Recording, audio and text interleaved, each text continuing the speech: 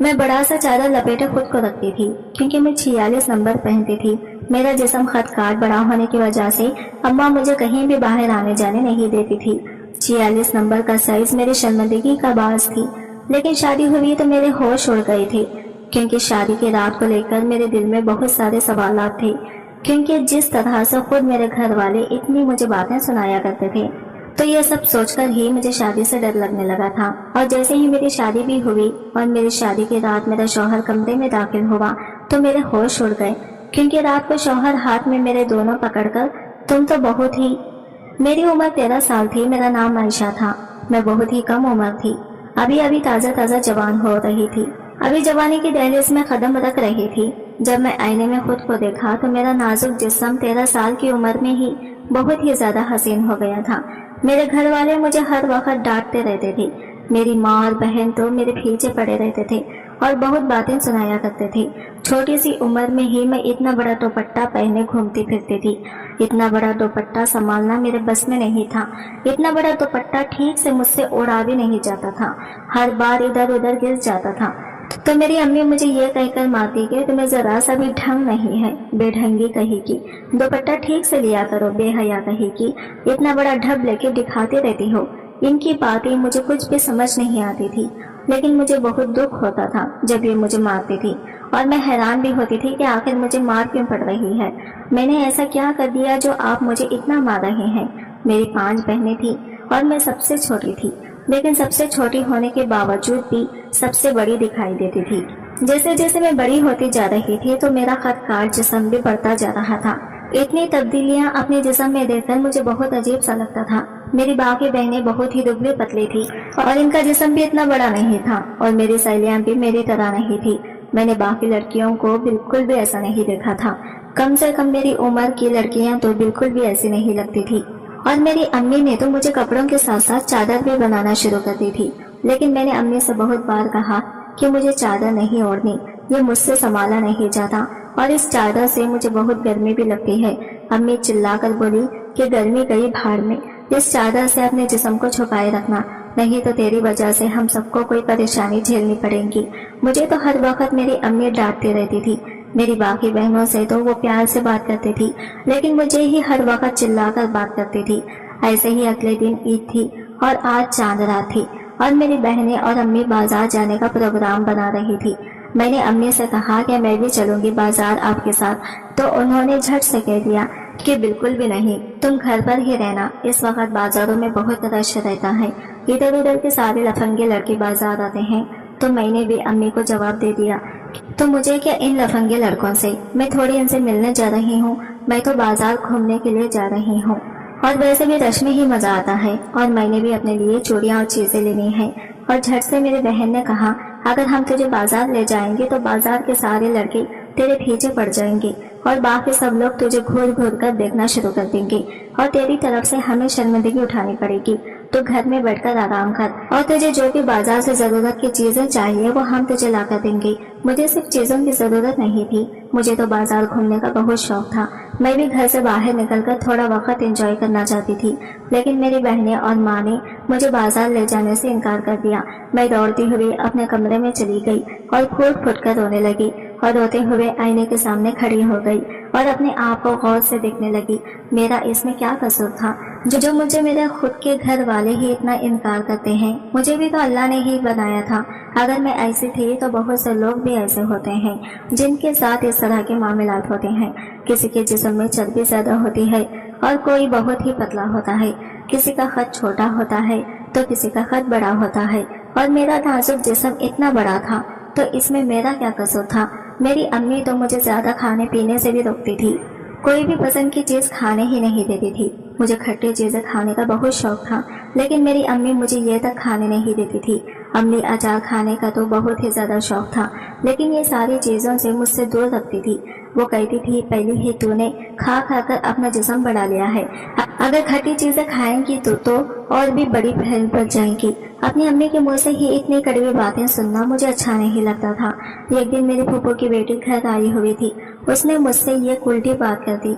उसने कहा, जो तुम्हारा हाल हो रहा है ना, तुमसे कोई लड़का शादी नहीं करेगा, اس کی یہ بات سن کر میں غصے سے لال پیلی ہو چکی تھی۔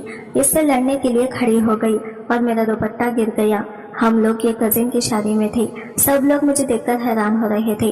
لوگوں نے میری امی سے سوال کرنا شروع کر دیا کہ آپ لوگ سب سے دور دور رہتے ہیں، زیادہ آنا جانا بھی نہیں کرتے، اور اس کو تو آپ کبھی بھی کہیں لے کر نہیں جاتے کہ کہیں کوئی ایسا معاملہ تو نہیں ہے کہ اس کے پہلے شادی ہوئی ہے اور آپ لوگوں نے کسی کو بتایا نہیں اور یہ طلاق لے کے واپس آ گئی ہے۔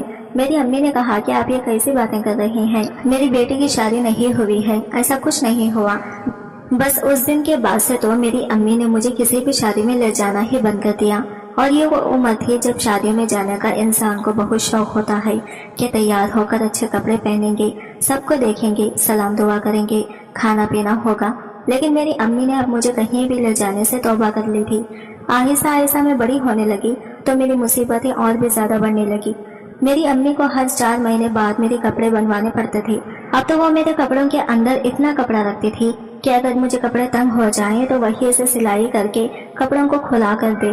وہ کہتی تھی کہ تیرے باپ کی تھوڑی سی تنخواہ ہے اور میں تیرے لیے ہر 4 مہینے بعد نئے کپڑے نہیں بنوا سکتی۔ میرے کپڑے بہت جلدی پھٹ بھی جاتے تھے اور ایک ہی جگہ سے پھٹتے تھے۔ میری ایک بہت اچھی دوست تھی جس کا بھائی باہر کے ملک میں ہوتا تھا۔ میں نے اسے اپنا مسئلہ بتایا۔ اس نے کہا کہ یہ ایک دوا ہوتی ہے، گولیاں ہوتی ہیں، ان سے یہ مسئلہ حل ہو جاتا ہے۔ اگر تو وہ گولیاں کھا لے گی تو بھی عام لڑکیوں کی طرح نارمل ہو جائے گی۔ یہ بات میرے دماغ میں بیٹھ گئی تھی کہ میں نارمل نہیں تھی۔ میں نے اسے کہہ دیا کہ وہ میری مدد کرتے، مجھے کس طرح وہ گولیاں منگوا کے دے دیں، میں اسے پیسے دے دوں گی۔ یہ کہہ کر میں پرسکون ہو گئی۔ پھر 2-3 دن بعد میرے لیے ایک رشتہ آ گیا۔ امی نے مجھ سے کہا کہ تم تیار رہنا۔ یہ سن کر مجھے سمجھ میں آ گیا کہ میں اپنے گھر والوں کے پر بوجھ بن گئی ہوں اور وہ جلد از جلد مجھ سے جان چھڑوانا چاہتے تھے۔ میں خاموش ہو گئی۔ بولتی بھی تو کیا بولتی، اپنی امی سے لڑائی تو نہیں کر سکتی تھی۔ مجھے اس بات کا احساس تھا کہ وہ میری ماں ہے، لیکن وہ شاید یہ بات بھول گئی تھی کہ میں بھی ان کی اولاد ہوں، وہ بھی سب سے چھوٹی۔ لیکن اپنے وجود کی وجہ سے میں سب سے بڑی لگتی تھی، اس لیے تو گھر والے سب سے پہلے میری شادی کرانا چاہتے تھے۔ جب میرے لیے شام کو رشتے والے آئے تو میں نے کالے کپڑے پہن لیے۔ میری امی کمرے میں آئی اور مجھے دیکھا۔ میں نے کہا کہ امی کیسی لگ رہی ہوں؟ میں بہت خوبصورت لگ رہی تھی۔ انہوں نے کہا کہ یہ اس سوٹ کے ساتھ یہ دوپٹہ کیوں لیا ہے؟ میں نے کہا کہ اس کے ساتھ یہی دوپٹہ ہے۔ امی نے کہا کہ یہ تو بہت چھوٹا ہے۔ میری دوسری بہن کو کہا کہ وہ دوسرا دوپٹہ لے کر آئے، وہ اس سوٹ کے ساتھ چل جائے گا۔ جب میری بہن وہ دوپٹہ لے کر آئی تو وہ بہت بڑا تھا۔ میں نے کہا کہ امی میں اس دوپٹے کو کیسے سنبھال پاؤں گی؟ امی نے کہا کہ سنبھالنا اپنے آپ کو چھپا کے بیٹھنا۔ مجھے ان کی باتیں بہت عجیب لگ رہی تھی، پر انہوں نے مجھے دوپٹے میں ایسے لپیٹ دیا کہ بس میرا چہرہ ہی دکھائی دے رہا تھا، اور مجھے کہا کہ 15 منٹ بعد چائے لے کر باہر آ جانا۔ لڑکے والے آ چکے تھے۔ لڑکے کی ماں، پھوپھی اور دادی آئی تھی۔ وہ لوگ امی سے باتیں کر رہی تھی۔ مجھے میری بہن نے آ کر خبر دی۔ اس نے کہا کہ یہ لوگ تو جوائنٹ فیملی والے ہیں اور ان کا گھر مردوں سے بھرا پڑا ہوا ہے، کیا بنے گا تیرا وہاں؟ تجھے تو اپنے آپ کو اس طرح سے چھپا کے رکھنا پڑے گا جیسے پرانے زمانے میں مصر کے لوگ کیا کرتے تھے، جس میں صرف اس کی آنکھیں نظر آتی تھی۔ وہ بن کے گھومنا پڑے گا۔ وہ بری طرح سے مجھ پر ہنسنے لگی اور اس کے ہنسنے کی آواز میرے دماغ میں کسی ہتھوڑے کی طرح لگ رہی تھی۔ یہ سب مجھ سے برداشت نہیں ہو رہا تھا۔ 15 منٹ کے بعد میں باہر آئی تو جس طرح سے میں باہر آئی تھی، ظاہر ہے انہوں نے مجھے دیکھ کے عجیب سا ہی رد عمل دینا تھا۔ پر جب میں صوفے پر بیٹھی تو میرا دوپٹہ تھوڑا تھا، کچھ میں خود بھی لاپرواہی تھی اور تھوڑا سا دھڑک گیا۔ کچھ مجھ سے یہ دوپٹہ اتنا سنبھالا بھی نہیں جا رہا تھا۔ انہوں نے کہا کہ بہن برا نہ منائے، لیکن آپ کی بیٹی کی شادی پہلے سے ہو چکی ہے۔ تو میری امی نے کہا کہ نہیں، اس کی شادی کہاں سے ہوئی؟ یہ تو سب سے چھوٹی ہے، وہ تو چوتھی والی کی پڑھائی چل رہی ہے اور وہ پڑھائی میں بہت لائق ہے، اس لیے ہم چاہتے ہیں کہ وہ پڑھائی پوری کر لے تو اس کی شادی کروا دیں گے۔ انہوں نے کہا یہ تو شادی شدہ لگ رہی ہے، ایسا لگ رہا ہے کہ اس کے 2-3 بچے ہیں، اور یہ ہے، یہ ایسی گئی ہے، چاری رل بالکل ویسی لگ رہی ہے۔ یہ تو غیر شادی شدہ لڑکی نہیں لگتی۔ غیر شادی شدہ لڑکیاں تو دبلے پتلے ہوتی ہیں، مانا کہ شادی کے بعد عورت کا وزن تھوڑا بڑھ جاتا ہے اور جسمانی شکل بھی بدل جاتا ہے، لیکن شادی سے پہلے تو میں نے کسی لڑکی کو ایسے نہیں دیکھا۔ میری امی نے کہا کہ نہیں، ایسی تو کوئی بات نہیں ہے، ہم آپ کو قسم دینے کو تیار ہیں، اب اس سے زیادہ اور کیا ہوتا ہے؟ انہوں نے کہا کہ نہیں، ہمیں تو معاملہ اور ہی لگ رہا ہے، ہمارا بیٹا بڑا لاڈلا ہے اور پھر آج کل تو ٹھیک ٹھاک لڑکیوں کی بھی لوگ منہ بھر بھر کے باتیں کرتے ہیں۔ آپ کی بیٹی کو بھی آ کر لے جائیں گے تو ساری زندگی لوگوں کے سوالوں کے جواب دینے پڑیں گے۔ ہم معافی چاہتے ہیں۔ ہمارے معاشرے میں رشتے سے انکار ایسے نہیں ہوتا۔ لوگ کہتے ہیں فون کر کے بعد میں بتا دیں گے، اور فون کر کے کہہ دیتے ہیں کہ ہمیں آپ کی بیٹی پسند نہیں آئی، لیکن انہوں نے تو منہ پر ہی انکار کر دیا، اور وہ بھی اتنے برے طریقے سے۔ وہ لوگ تو چلے گئے، پر امی نے مجھے تھپڑ سے مارنا شروع کر دیا۔ انہوں نے کہا کہ تیرے اتنے سارے رشتے ریجیکٹ ہوتے، لیکن اس دفعہ جو باتیں مجھے سننے کو ملی ہیں میں زندگی بھر نہیں بھولوں گی۔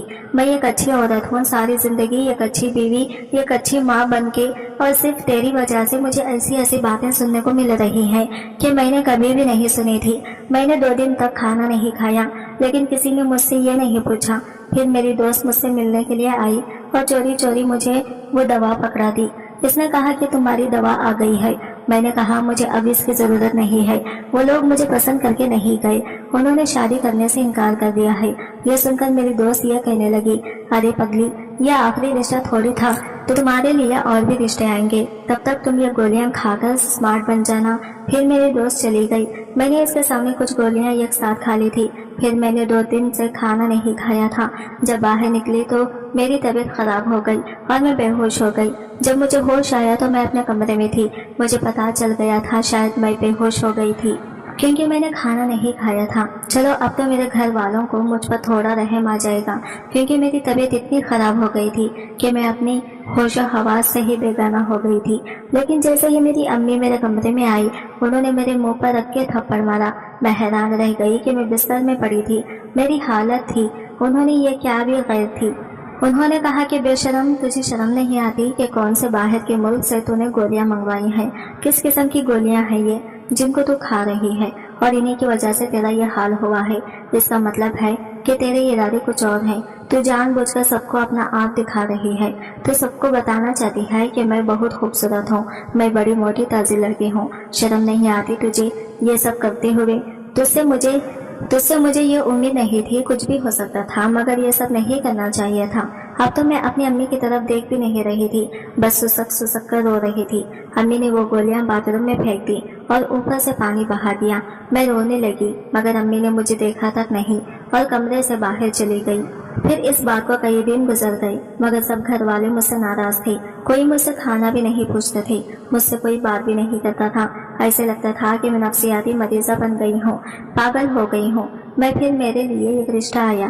لڑکے کی ماں دیکھنے کے لیے آئی تھی، لیکن لڑکی کی ماں کی آنکھیں کمزور تھی۔ ان کے ساتھ ان کی ایک بھانجی بھی تھی۔ اس نے انہیں بتایا کہ لڑکی اچھی ہے، ہمیں پسند ہے۔ میں چپ چاپ بیٹھی تھی، کوئی میں نے بات نہیں بولی، اپنے آپ کو چادر میں چھپا کے رکھا تھا۔ میری بہنیں ہنس رہی تھی کہ اگر تمہاری ساس کی آنکھیں کمزور نہ ہوتی تو وہ بھی تمہارے لیے ہاں نہ بولتی، اور جو لڑکی ساتھ آئی تھی اس کی عمر تو کم تھی، اسے کیا پتا تھا کہ تمہاری کیا حالت ہے۔ اب میں کسی بھی بات کا جواب نہیں دیتی تھی۔ میں نے اپنے لیے لڑنا چھوڑ دیا تھا، کیونکہ مجھے پتا تھا کہ ابھی میرے سامنے ایک اور جنگ تھی۔ میں نے بھی مجھے میرے شوہر باتیں سنانی تھی۔ اس نے بھی کہنا تھا کہ کیا تمہاری پہلے شادی ہوئی ہے، یہ تمہارے کوئی بچے پیدا ہوئے ہیں۔ مجھے سب کچھ سننے کی عادت ہو گئی تھی۔ جب میری شادی کی تیاریاں ہو رہی تھی تو میرے لیے کپڑے بن کر آ رہے تھے۔ میری ساس بہت اچھی تھی، بہت پیار سے بات کرتی تھی۔ انہوں نے کہا کہ کپڑے پہن کے ایک دفعہ دیکھ لو۔ میری بہن کے منہ سے نکل گیا۔ اس نے کہا کہ ابھی تو شاید پورے آ ہی جائیں گے، لیکن بعد میں تو کھلے کروانے ہی پڑیں گے، شاید 1-2 ہفتے بعد ہی کھلے کروانے پڑے۔ میری ساس نے کہا کہ ایسی باتیں کیوں کر رہی ہو، ضرور مذاق کر رہی ہو، لیکن ہونے والی دلہن کے ساتھ ایسا مذاق نہیں کرتے۔ ہونے والی دلہن پر اللہ کا بڑا کرم ہو رہا ہوتا ہے۔ اس کی شادی ہو رہی ہوتی ہے جب وہ رخصت ہوتی ہے، جب وہ اپنے گھر میں قدم رکھتی ہے، اس وقت وہ جو بھی دعا کرے پوری ہو جاتی ہے۔ اس کا دل مت دکھاؤ۔ میری ساس میری بہنوں کو ڈانٹ رہی تھی، میں اپنی ساس کی باتیں سن کر خوش ہو رہی تھی۔ چلو کوئی تو میرے حق میں بول رہا تھا۔ میں نے دیکھا تو میری بہن کا چہرہ ایسا ہو گیا جیسے کسی نے اس کی بہت بے عزتی کر دی ہو۔ مجھے پہلی بار ایسا لگا جیسے کسی نے میرا ساتھ دیا ہو، لیکن میری ساس کی نظر کمزور تھی۔ اگر وہ مجھے کسی دن دیکھ لیتی تو شاید وہ میرا ساتھ نہ دیتی۔ میں نے اپنے شوہر کی تصویر دیکھی تھی، اب مجھے ڈر لگنے لگا، اور میری ساس نے بھی مجھے بتایا تھا کہ میرا ایک ہی بیٹا ہے، وہ بہت جذباتی ہے، اسے بہت غصہ آتا ہے، اس لیے مجھے ایسی لڑکی چاہیے جو صبر کر سکے۔ میں بالکل خاموش رہی، میں ایک زندہ لاش لگ رہی تھی۔ آج میری شادی کی رات تھی، मेरा शौहर आने वाला था। मुझे मालूम था कि वो भी मुझे देखकर बुरा भला कहेगा। मुझे इसकी बात सुननी ही पड़ेगी। सारी जिंदगी ये सब बर्दाश्त करना पड़ेगा। जैसे ही मेरे शौहर ने कमरे में कदम रखा तो इसने अपनी शेरवानी उतारकर एक तरफ रख दी और अब वो शलवार और कमीज में था। इसने मेरा घूंघट हटाया और माशाल्लाह कहा और फिर कहा कि तुम बहुत खूबसूरत हो। मैं हैरान हुई कि ये सब कुछ मामूल के मुताबिक क्यों हो रहा है। फिर इसने मेरे सामने मुंह दिखाई का तोहफा रखा और क्या कहा कि क्या मुझे इसका तोहफा पसंद आया। मैं चुप रही। फिर इसने मुझसे बात शुरू कर दी कि हम हमेशा एक दूसरे के साथ देंगे। तुम मुझे बहुत पसंद आई हो। मुझे लगता है कि मेरी जिंदगी का बहुत अच्छी गुजरेगी। फिर शादी की पहली रात गुजर गई। अगला दिन भी आ गया। अब तक वो किसी से फोन पर बात कर रहे थे। शायद कोई इसे शादी की मुबारकबाद दे रहा था। कह रहा था कि अल्लाह ने मुझ पर बहुत करम किया है। मुझे एक बहुत अच्छी शादी मिली है। वो बहुत खूबसूरत है। मैं इससे बहुत खुश हूँ। मुझे लगता है कि मेरी जिंदगी बहुत अच्छी गुजर रही है। मुझे हमेशा से ऐसी बीवी का चाहिए थी जो इतनी खूबसूरत हो और बीवी पसंद की हो तो जिंदगी अच्छी। ये बात सुनकर गुजरती है शौहर की मैं हैरान रह गई। क्या मैं इसे इतनी पसंद आई हूँ और वह ऐसी बीवी चाहता है। शादी के 3 दिन बाद मेरी वालिदा ने हमारे लिए एक पार्टी का एहतमाम किया।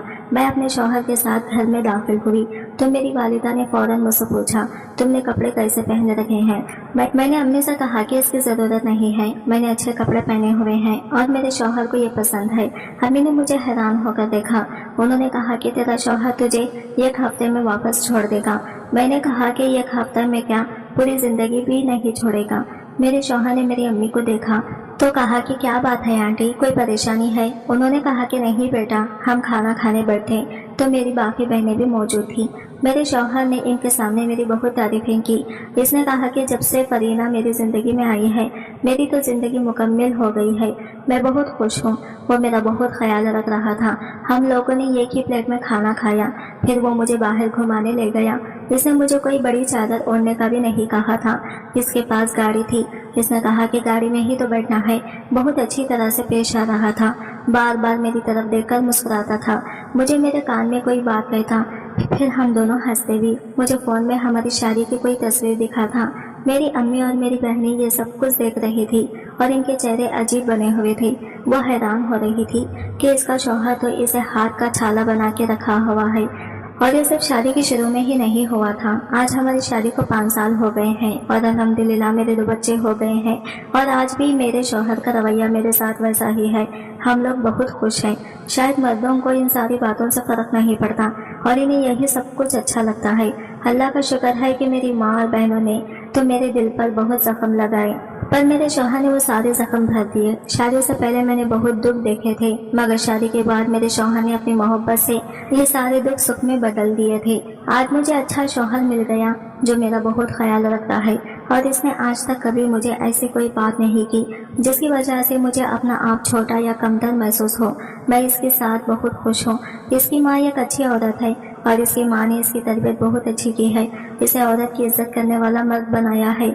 आज मेरे 2 बेटे थे, इसलिए मैंने सोचा कि मैं भी अपने बेटों की ऐसी ही तरबियत करूंगी ताकि मेरी जैसी किसी लड़की को लोगों के ताने न बर्दाश्त करने पड़े। आज की वीडियो कहानी आपको कैसी लगी कमेंट करके ज़रूर बताइएगा और वीडियो अच्छी लगी है तो लाइक शेयर ज़रूर कीजिएगा। हमारे चैनल को सब्सक्राइब करें फ्रेंड्स। मिलते हैं अगले न्यू वीडियो के साथ। तब तक के लिए बाय बाय, टेक केयर, अल्लाह हाफिज़।